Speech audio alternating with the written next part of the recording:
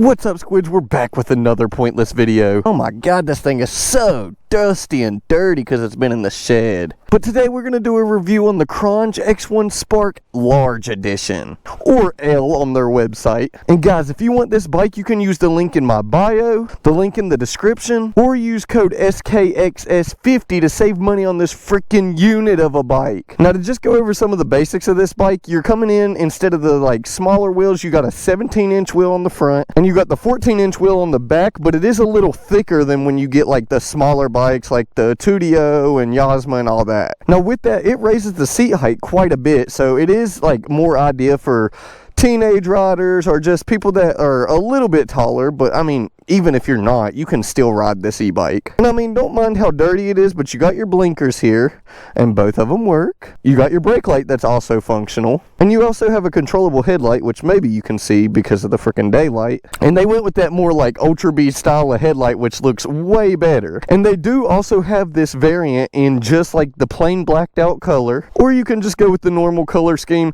But dude, I think they only run about $13.99 as is. And oddly enough, mine actually came where the brake sensors don't affect like wheelies or anything, so you can just wheelie this without having to like cut your wire or unconnect it or whatever. But to be fair, I'm gonna go ahead and warn you, this thing has a lot of torque, and because of like the size and how it's set up, dude, it will throw you off the back of the bike. So if you're a new rider, definitely be real easy on the throttle and don't be like just out here cranking your hog. You press this button, that's how you go through your 3 modes. I'm gonna start on 3, but we'll do a speed test on all of them. All right, now we're actually riding, so I'll get to a place where we can kind of do like top speed in every mode. But this bike actually moves. I mean, it ain't no joke. And yeah, I know they sponsor the video, but I'm telling you right now, guys, I'm being completely honest. Like, that's my one thing. When I take like a sponsorship or whatever, I always tell them, hey, long as I can tell the truth, tell what I think about the bike, then yeah, I'll do it. By the way, look, this is mode 1, by the way. Brakes are great, lock right up, but look at that, mode 1. I didn't even try to pull it up. It just pops up. Now this is a little like downhill and then uphill, but it's like a good place where I can see and make sure I'm not going to get plowed by a semi-truck. So let's see what the top speed on this little downhill, uphill, not very like flat area is in mode 1. Here we go, mode 1.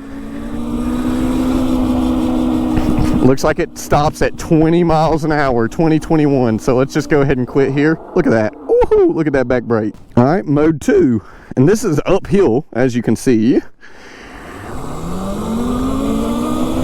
Let's see where they cut it off at mode 2. These are just like the factory cutoffs, I guess.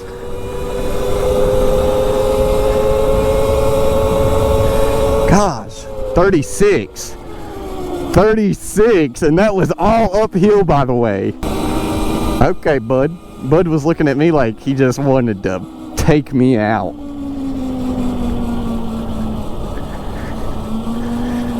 Okay, bud. That guy definitely was going to take me out. At least tell me to get ready. Alright, I'm in a good spot now. So let's do mode 3 full speed test. Here we go. You got to lean forward a little because like I said, it'll take you out.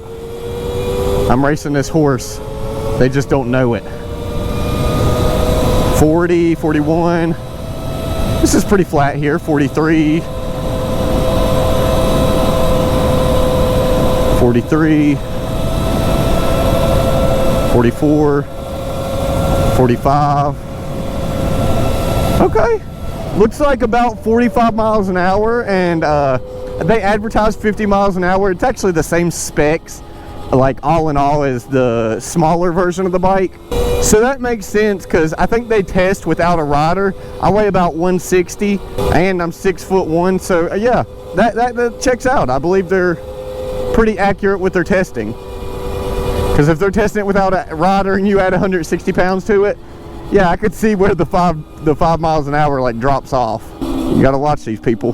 Good thing I got an off-road vehicle here. Oh, and I kind of meant to say it the whole time, is I'm doing almost like a range test too. I'm taking like this big circular area, and it altogether is about 25 to 30 miles of riding, and I just want to see if we can make it all the way back to where we started this. Because I've done this ride multiple times on different e-bikes and stuff, and some of them have died and some of them had made it. And I'm not going to go like full throttle all the way, but I'm going to pretty much stay in mode 2 and 3 all the way through. Like I'm in mode 2 right now, but mainly just because there's a car in front of me. I'm hiding behind this truck.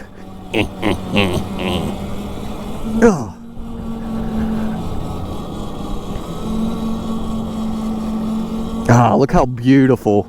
Summer's upon us. It's not truly here yet because it keeps giving us these cold days. Like the high today is 51 degrees. But we're getting better, we're getting better. Back to what I was saying anyways, is I'm not gonna go like full throttle, just ripping the whole way. Kinda how you would expect, like a normal person to ride is what I'm doing to see if it can make this 25 to 30 mile ride. See, I'll go back in mode 3 now since we got this big straight stretch. And I'll ride it pretty hard, so it's not like a baby test. I'm not being easy on it by any means. And if you watch my videos, I haven't quite learned how to wheelie. I've practiced for probably 12 to 15 days. And I'm talking like an hour a day max. So I wish I could do like proper wheelie tests, but all I'm gonna say is, let me slow down here, lock up the brakes. It pops up with ease. I mean, if you know how to wheelie, you're going to be able to wheelie this thing no issue. And again, the brakes are really freaking good, so shouldn't have any like brake fade or anything to cause you to just straight loop. Oh my god, a cop is crazy. Not a cop is crazy. Not a cop is crazy. Please, please.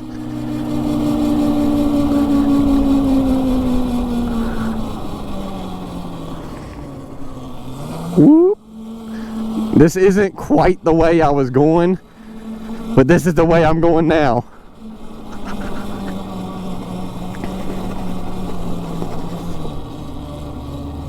Look at that. I pull up to a power sports place to make it like seem like okay, where'd he go? All right, we're good, we're good. Now even Qronge will say these are technically built for off-roading only. So if you make the decision to ride it on the roads, you could get impounded, could get in trouble, could lose your bike. But my state is a lot more lenient and stuff than like a lot of these like big cities and whatnot. Power sports brings my state pretty much all the money that my state has. But anyways, as a 6'1" rider, if you're worried about like comfort or whatever, I'd say anywhere from, let's like do a range of like 5'6" to 6'1", I feel like is very comfortable on this bike. Cause I'm 6'1", I got plenty of leg room. Look at that, I can do all sorts of leg movement. I can do my wannabe wheelies and all that without being uncomfortable on this bike. But yeah, if you're anywhere in that like height, you're gonna easily fit on this bike. And I'd say as short as probably 5'2". Well, my wife rode this one actually, so yeah, 5'2", she was pretty comfortable on this bike. Now see, she don't ride a lot though, and it was pretty powerful for her. So again, if you're a beginner rider, be careful on this thing, because it's just the torque off of the line. Like when you give this throttle, it's going. But it's actually got a pretty nice display other than all the dust and dirt from where it's been sitting for a few days. And on average, it seems like I've been getting around 30 miles. Let's just say 30 miles on average. But I ride over 35 miles an hour about everywhere I go. So a couple things this bike's got going for it right off the rip is it's a bigger bike, so it's more for experienced riders, teens, taller people, or people that just kind of want something a little step up from what they already have, whether it be a Tudio, a Yasma, or the M version of this. If you watch my video prior to this, I actually do some off-roading with my buddies and whatnot, and this thing rips on the trails. I mean, it absolutely rips.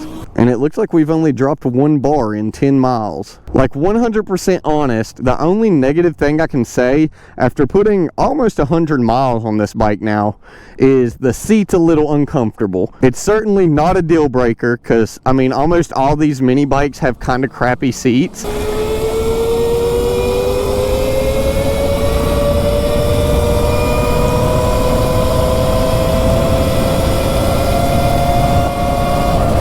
.46, a little downhill, but gosh, I felt like I was scooting. 46 on these smaller bikes feels treacherous. In a good way, in a good way. So, I mean, literally already 20 miles in, and yeah, I lost 2 battery bars in 20 miles. Let me pop this visor up. I was getting foggy. And I know we talk about like wanting the cheapest e-bike and wanting the quickest e-bike and wanting the best performing e-bike. And Qronge is honestly doing that for us. Yes, all these other companies, not bad companies at all. And I'm not going to sit here and tell people not to buy from them either. But if you are like on the market to just make that choice, like you got 1,400 bucks.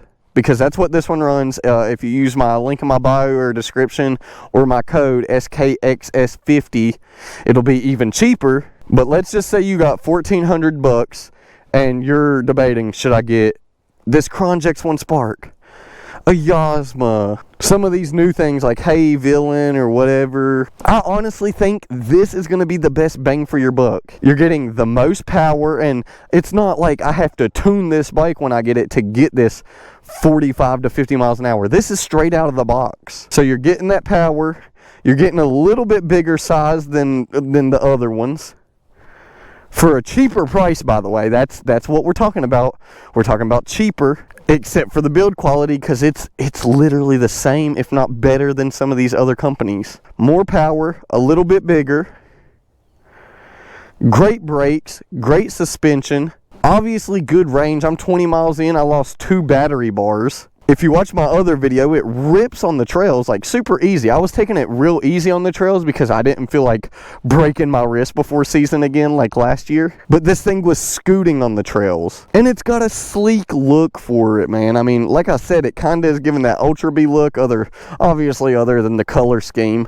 But if you get that blacked out version, it's literally going to look like a mini Ultra B. I don't know, man. It just, in my mind, if I want the people that support me to like use their hard-earned money or their parents' hard-earned money, whoever's getting this bike or getting it for them, I want you to get a good bike that has really good quality, good speed, all the things we just went over for the cheapest price possible, but without putting your safety at risk or your money as far as it breaking or whatever else. So I really think, all in all, if you want a budget e-bike with all the things I've talked about in this video, the Qronge X1 Spark L, if you want the bigger version, or even if you want the smaller one, the M version, they are both phenomenal for their price points. So I know this video wasn't like the funny, exciting videos like I always do, but I just want to do an actual full review and actually talk about more of the stuff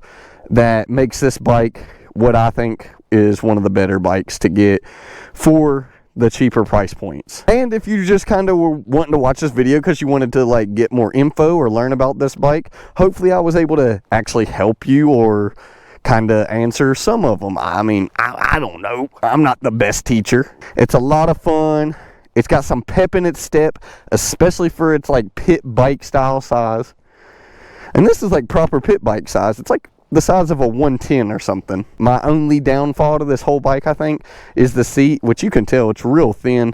It's got a little cushion, but it's just a seat. Anyways, peace out, squids. I'm gonna get home. These gloves are still a little damp and it's cold out here for what?